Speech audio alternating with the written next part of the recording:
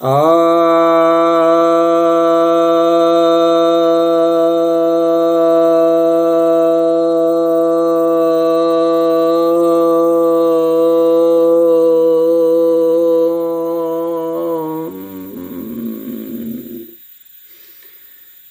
भक्तजनों को सब प्रेम नमन।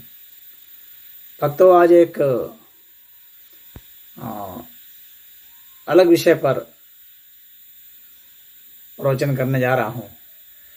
यह तंत्र का विषय है और जिन लोगों को तंत्र में रुचि नहीं है वे कृपया इस वीडियो को ना देखें और बच्चे इस वीडियो को बिल्कुल भी ना देखें। आप लोगों को पता है कि तंत्र में जितनी भी साधनाएं होती हैं वे सभी साधनाएं सेक्स पर आधारित होती हैं।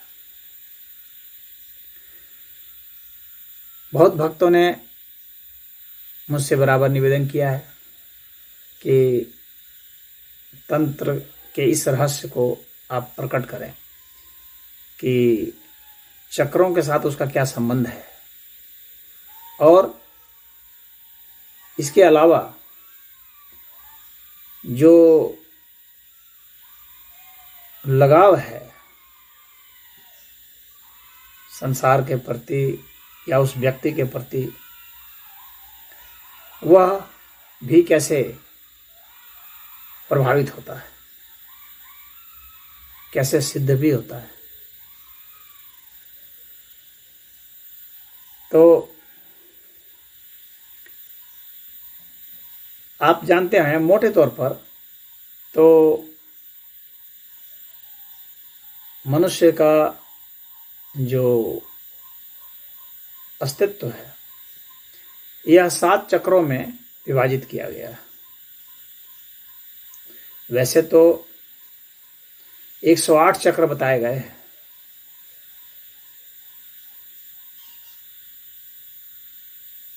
तंत्र साहित्य में, लेकिन इसलिए आप देखते होंगे कि जो माला है उसमें 108 मनके होते हैं। एक मनका जो होता है वह एक चक्र को इंगित करने के लिए होता है, लेकिन मोटे तौर पर ये 14 चक्रों में विभाजित है और इन 14 में भी 7 जो है सबसे महत्वपूर्ण है। इन्हीं 7 के अंतर्गत बाकी सब चक्र आ जाते हैं। तो वे सब और सूक्ष्म चक्र हैं। तो ये जो 7 चक्र हैं जिसमें कि आप मूलाधार चक्र, स्वाधिष्ठान, मणिपूरक, अनाहत, विशुद्धि, आज्ञा चक्र और सहस्रार, ये हमारे अस्तित्व को बतलाते हैं। इन 7 चक्रों के अलग अलग गुण हैं। उनका विशेष चक्र के संबंधित जो चर्चा हुई है उसमें मैंने बताया है। यहाँ पर हम लोग का विषय यह है कि जब व्यक्ति यौन संबंध बनाता है तो उस समय मूलाधार चक्र सक्रिय होता है और मूलाधार चक्र जो है वह एक बेसिक चक्र है, शुरुआती का चक्र है, जो कि हम लोग को अन्नमय कोश को इंगित करता है, यानी हमारे पदार्थगत अस्तित्व को इंगित करने के लिए। हमारा जो सबसे बाहरी हमारे अस्तित्व का जो तह है, जो कोश है, उसको इंगित करने के लिए। तो मूलाधार चक्र जब प्रेरित होता है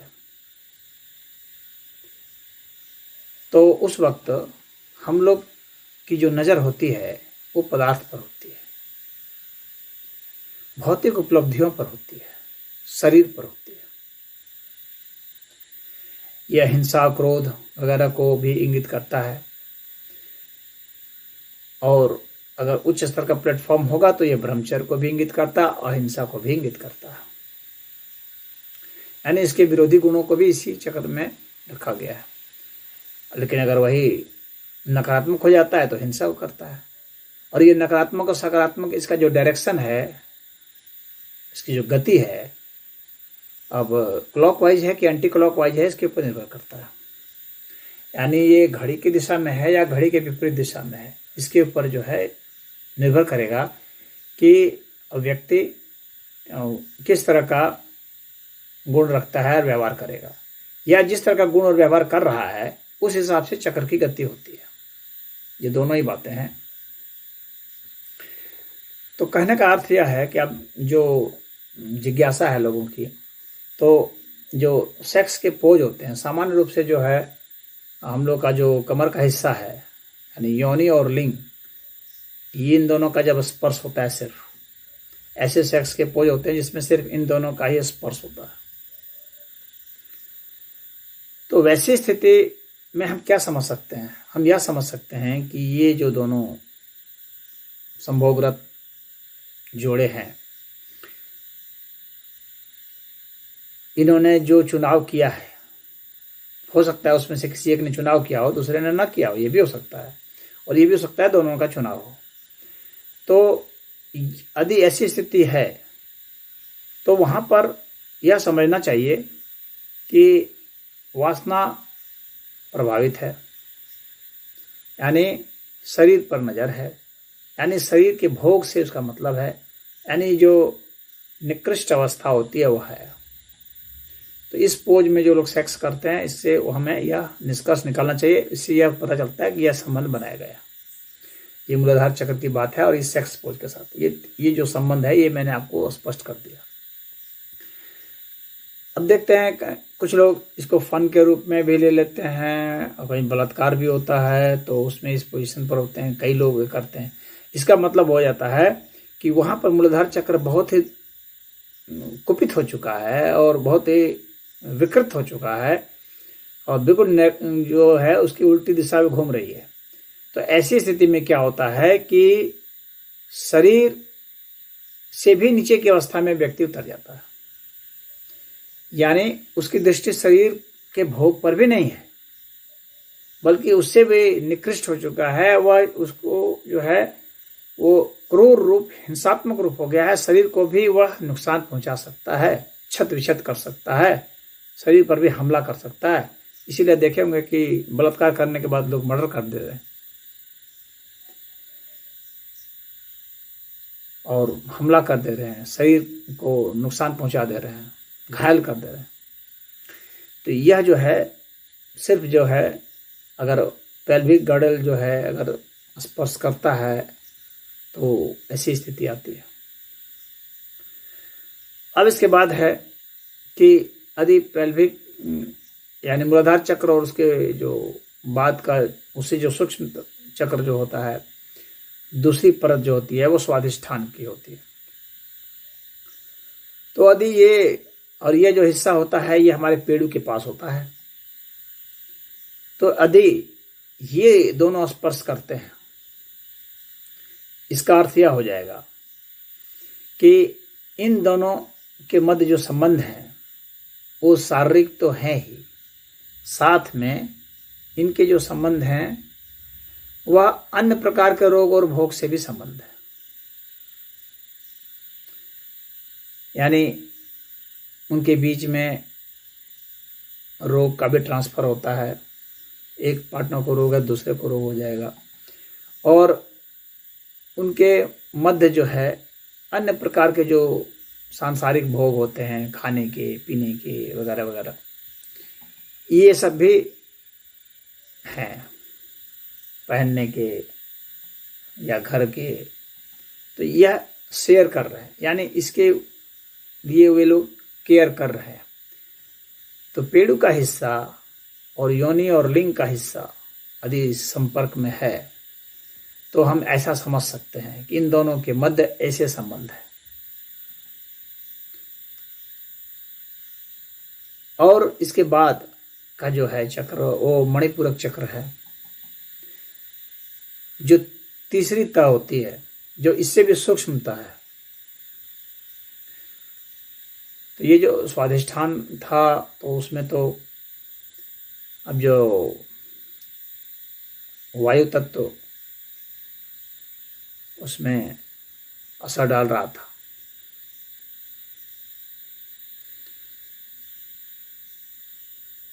जल तत्व असर डाल रहा था, तो इसका काफ़ी प्रभाव रहा और उसमें ऐसे रोग रहे, भोग रहे। और मणिपुरक पर जब हम जाते हैं तो अग्नि तत्व का वहाँ समावेश हो जाता है, यानी उनकी गतिविधि, क्रियाविधि, उसमें भी वे लोग शामिल हैं, दोनों पार्टनर। और वहाँ पर अर्थव्यवस्था भी महत्वपूर्ण हो जाती है, यानी आर्थिक रूप से भी वह केयर कर रहा है। तो ये अगर तीनों हिस्से संभोग के दौरान संपर्क में आते हैं, नाभि का हिस्सा, पेड़ू का हिस्सा और लिंग योनि का हिस्सा, तो इसका अर्थ हो गया कि उसकी आर्थिक व्यवस्था का भी ख्याल है और अन्य चीज़ों के भोग में भी उनके आपस में संबंध हैं, रोग में संबंध हैं और अन्य जो सामाजिक गतिविधियां होती हैं उनमें भी संबंध है। तो ये तीनों जो हैं ये काफ़ी महत्वपूर्ण हैं। और यहाँ तक जो है हम लोग की जो सांसारिक दृष्टि होती है, जिसको हम लोग कहते हैं पूरा समाज का ताना बाना, तो ये यहाँ तक रहता है। तो इसका अर्थ यह हो जाएगा कि ये दोनों पार्टनर एक दूसरे को यहाँ तक साथ देते हैं। अब इसके बाद का जो है वो अनाहत चक्र होता है। और अनाहत चक्र जो है वह ज़्यादा सूक्ष्म है इनसे, और यहाँ पर प्रेम, लगाव काफ़ी गहरा हो जाना चाहिए। ये सीने के आसपास, हृदय के आसपास का क्षेत्र है। भौतिक रूप से, मूल रूप से ये भावना का क्षेत्र है।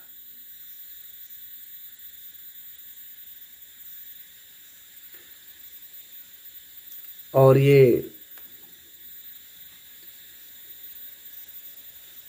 वायु का स्थान है। तो पृथ्वी, जल, अग्नि के बाद ये वायु का स्थान है। और यहाँ पर अगर संबंध है तो इसका अर्थ हो गया कि उन लोग के भावनात्मक संबंध बहुत अच्छे हैं। यदि हृदय उनका नहीं मिलता है तो फिर यह स्थान स्पर्श ही नहीं होगा।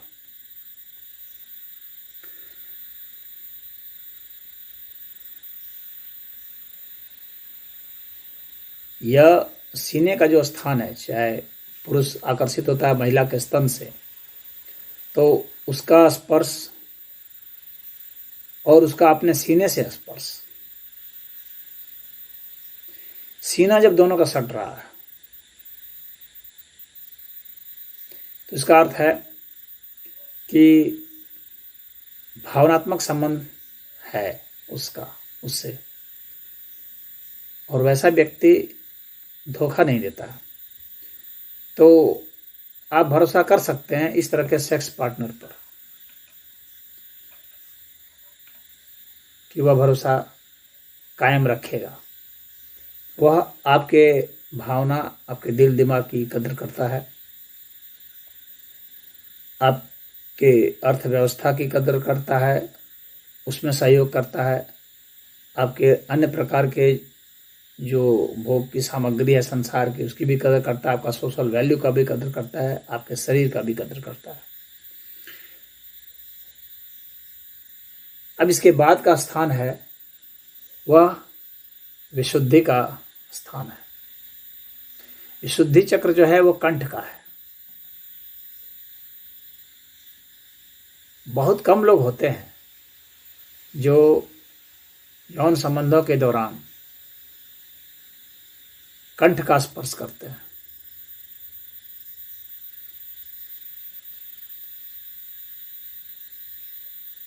कंठ का स्पर्श करना, इसका अर्थ है कंठ जो है ये वाणी का स्थान है।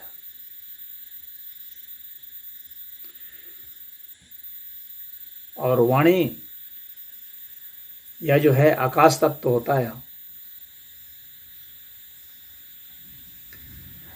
और अगर आकाश तत्व है, इसका मतलब है कि वह व्यक्ति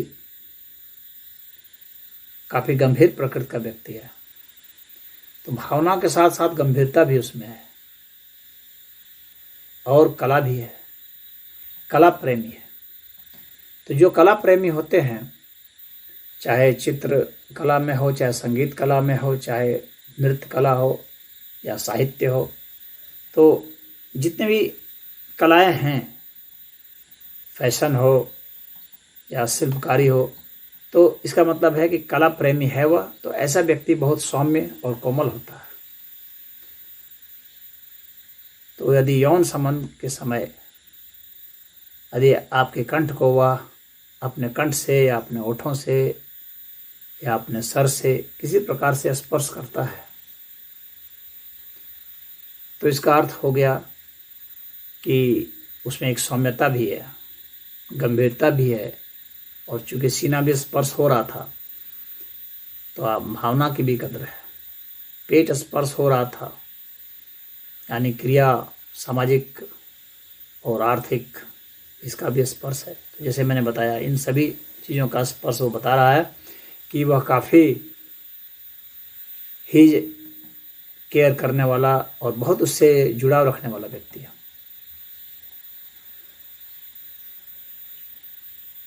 और यदि जो छठा चक्र है, आज्ञा चक्र, यानी अगर यह जो हिस्सा मस्तिष्क का हिस्सा भी, क्योंकि जब यौन की जो गतिविधि हो रही है, यह तो शारीरिक गतिविधि ही है, लेकिन शरीर जो है हम लोग के मन के, हम लोग के भाव को, हम लोग की हर अवस्था को इंगित करता है। शरीर बहुत सूक्ष्मता से विकसित हुआ है, भले स्थूल है, लेकिन इसके पीछे बहुत गहरा रहस्य है।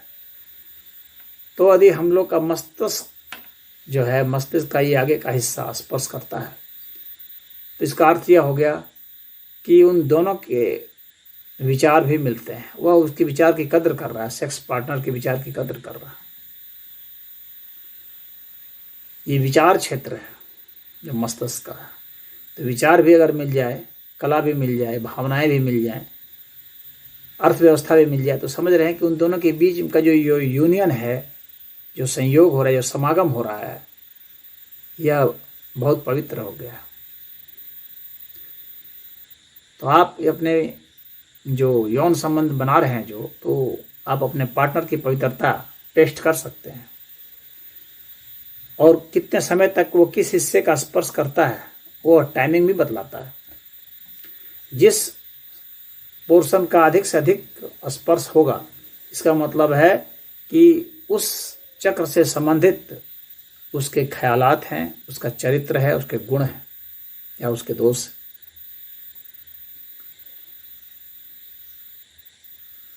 लेकिन यह मैं पॉजिटिव बतला रहा हूँ, हालांकि मैंने उसमें मूलाधार चक्र में नेगेटिव बताया था, पॉजिटिव के साथ नेगेटिव बताया था, तो यह मैं पॉजिटिव बता रहा हूँ। अब ये स्पर्श पर निर्भर करता है कि उसके स्पर्श किस प्रकार के हैं। स्पर्श आक्रामक हैं या स्पर्श सौम्य है। अगर आक्रामक स्पर्श होंगे, अगर टक्कर मार रहा है, तो इसका अर्थ यह हो गया कि वो नेगेटिव डायरेक्शन में जा रहा है, यानी विचार बिल्कुल भी मेल नहीं खाते हैं। और अगर सौम्यता है, तो इसका अर्थ है कि उसके विचार मेल खाते हैं। और विचार का मेल खाना ये बहुत बड़ी उपलब्धि होती है, क्योंकि किसी भी व्यक्ति के जो अस्थायी संबंध होते हैं, उसमें दिल के साथ साथ, भावना के साथ साथ विचार का भी समागम होना जरूरी होता है। अब इसके बाद एक अंतिम अवस्था जो है वो सहस्रार की है, जो कि तत्वातीत है। तो तत्वातीत अवस्था जो होती है, सहस्रार चक्र की होती है, ये भौतिक तत्वों से परे की अवस्था होती है। और फिजिकली अगर शरीर से हम लोग को देखा जाए, उसके शरीर से संकेत आते हैं, तो वह हमारा यह स्थान होता है। तो संभोग के दौरान बहुत रेयर चांस है, रेयरेस्ट चांस है कि व्यक्ति यहाँ पर आपका स्पर्श करता हो, यहाँ पर चुम्बन लेता हो सबसे ऊंचाई पर, वहां पर अपने मस्तिष्क को आपके मस्तिष्क से रखता हो। अगर दोनों के ये हिस्से स्पर्श करते हैं, इसका मतलब है दोनों में आध्यात्मिक संबंध है, धार्मिक संबंध है, और वे दोनों जो हैं बहुत ही उच्च स्तर की आत्माएं, और उनकी उच्च स्तर की प्रगति होगी। सहस्त्रार चक्र का यौन संबंध के दौरान संबंध होना रेयरेस्ट मोमेंट है और सबसे पवित्रतम क्षण है। तो तंत्र साहित्य यही कहता है कि उस समय जो है यह स्पर्श हो। तो यदि यह भी स्पर्श हो रहा है, यह चक्र, यह स्थान स्पर्श हो रहा है, सहस्त्रार, तो फिर वहां पर तो समाधि लग जाएगी। तो यदि यौन क्रिया के समय आपका यह स्पर्श होता है और साथ में आपकी यौन क्रिया जारी रहती है, तो इसका अर्थ हो गया कि एक पूरा एक वर्तुल बना देता है नीचे से ऊपर तक, मूलाधार चक्र से लेकर सहस्रार तक, यानी शरीर से शुरू करके यात्रा वह जो है वो परमात्मा तक, आत्मा तक पहुंचा देता है।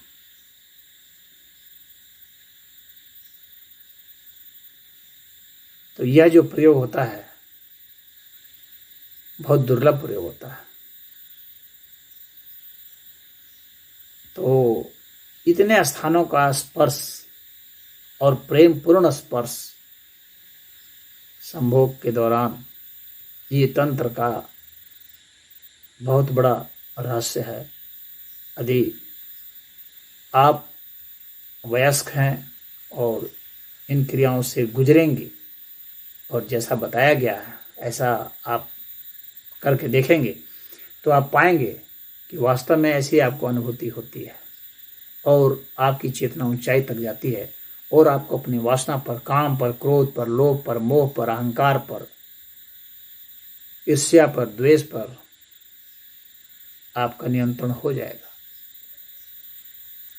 ये तंत्र साहित्य कहता है कि इस तरह से हमारे जो संबंध हैं चक्रों के साथ यौन क्रिया के दौरान, ये जो तंत्र साहित्य का एक अनुपम, अनूठा प्रयोग और देन है। तो जो वयस्क लोग हैं इसका लाभ उठाएं, और इस दौरान जो श्वास प्रश्वास की जो क्रिया होती है वह भी बहुत महत्वपूर्ण होती है। श्वास प्रश्वास आप जानते ही हैं कि हम लोग की श्वास जो है, प्रश्वास है, अब देखिए ये फेफड़ा हम लोग का ये अनाहत चक्र के आसपास है, अनाहत चक्र के द्वारा गाइड हो रहा है, और हृदय भी। और विशुद्धि चक्र है जो सांस के आधार पर ही हम कंट्रोल करके चलाते हैं शरीर के, और यहाँ हमारा ये मस्तिष्क का जो हिस्सा है विचार का, तो ये विचार का हिस्सा और इसके मध्य में ही ये श्वास प्रश्वास की प्रक्रिया है जो उसको स्पर्श करते हुए वहां तक जाती है। यानी ये तीनों को वो कंट्रोल करता है, जो तीन मुख्य चीज हैं। तो ये विशुद्धि को, और हालांकि विशुद्धि पर इसमें ज़्यादा है फोकस, और आज्ञा चक्र को और अनाहत को, इन तीनों के कॉम्बिनेशन से, समन्वय से हमारा श्वास प्रश्वास होता है। इसलिए यौन संबंध के दौरान तंत्र शास्त्र में बताया गया है कि सामने वाले पार्टनर का सांस को पिया जाता है।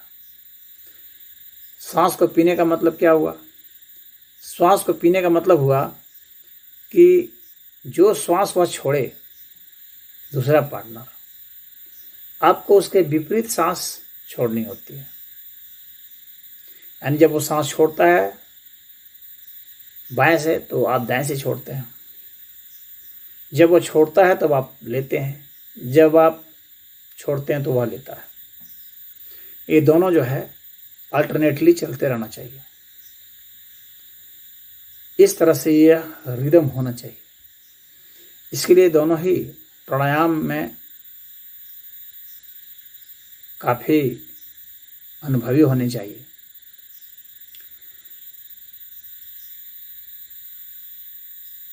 और जब दोनों के सांस का रिदम मिलता हो तब इसका मतलब हो गया कि ये जो तीनों चक्र हैं अपने आप ही मिल रहे हैं उससे। आप सिर्फ अपने पार्टनर के सांस को खींच लें, उसने जो भी सांस छोड़ा है आप अपने भीतर भर लें, आप जो सांस छोड़ें वो अपने भीतर भर लें। ऐसा होने से ही आप में और उसमें एक संबंध बन जाएगा। और इस तरह से दोनों में प्रेम परस्पर बढ़ जाता है। तो प्रेम बढ़ाने का ये बहुत अच्छा माध्यम है। तो इसलिए श्वास पर बहुत जोर दिया जाता है। और जो संभोग की कला है तो इसमें यही है कि श्वास का अगर स्खलन नहीं हुआ, सांस पर अगर नियंत्रण रहा तो आपकी यौन क्रिया अबाध रूप से चल सकती है। और श्वास प्रश्वास जब चल रहा हो, यौन क्रिया भी जब चल रही हो, और उस समय यदि आप शिव का मंत्र जप रहे हैं या ओम का भी जप रहे हैं तो समझ लीजिए कि अब आपका यह चक्र जगने में बिल्कुल देर नहीं, सबसे जल्दी और सबसे प्रभावी होता है। क्योंकि मनुष्य सबसे ज़्यादा जहाँ गिर सकता है तो वो मूलाधार चक्र ही है। सबसे ज़्यादा जो मनुष्य गिरता है तो वह सबसे नीचे का जो चक्र है वहीं तो गिरेगा, और सबसे नीचे का मूलाधार ही है। और सबसे ऊपर का चक्र सहस्रार है। तो ये राम है और ये सबसे नीचे का काम है। और इसी राम का ही यह एक्सटेंशन है। यह ऐसा नहीं है कि उसके अगेंस्ट में है। तंत्र मानता है कि काम वासना अध्यात्म विरोधी नहीं है, अध्यात्म में सहायक है। तो यह राम का फिजिकल एक्सटेंशन है काम के रूप में। और जब इन दोनों का समन्वय हो जाएगा, आप मिला देते हैं, तो आपका जीवन धन्य हो जाएगा। और ऐसा तब हो सकता है जब आप काम के समय राम का नाम लें। ये कितना दुर्लभ है आप सोच सकते हैं। तो तंत्र में सेक्स के लिए बना नहीं है, लेकिन सेक्स के समय आपको राम का नाम जपना है, ओम का जपना है, ओम नमः शिवाय का जपना है, ओम भैरवाय नमः जपना है। कोई भी जो आप पसंद करते हो, जो आपके इष्ट हों, तो वैसा आप जप लें। सांस पर नियंत्रण रखते हुए, मंत्र जाप करते हुए आपकी वह क्रिया आदि चलती है, यौन क्रिया चलती है। और जिन जगहों को मैंने बताया आप इनका स्पर्श करते हैं तो निश्चित रूप से वे सब चक्र जागृत होते जाएंगे। जिन जिन का आप स्पर्श करेंगे वे जागृत होते जाएंगे। ऊर्जा यहाँ से उठेगी और वहां तक स्पर्श करेगी, वहां तक भेदेगी। तो ये तंत्र का एक अनूठा रहस्य है, प्रयोग है, तांत्रिकों ने यह दिया है। लेकिन इसे सभ्य निगाह से देखना होगा, इसे आध्यात्मिक निगाह से देखना होगा, इसे अश्लील विकृत निगाह से नहीं देखना होगा। तो यही मैं आपसे यहाँ पर प्रार्थना करूँगा और यह निवेदन करूँगा कि जो आप लोगों की जिज्ञासा थी कुछ लोगों की, तो उसका मैंने समाधान किया है। और आप सब प्रयोग करें, गृहस्थ भी प्रयोग कर सकते हैं, और जो है तंत्र साधक हैं वे भी प्रयोग कर सकते हैं। ओम नमः शिवाय।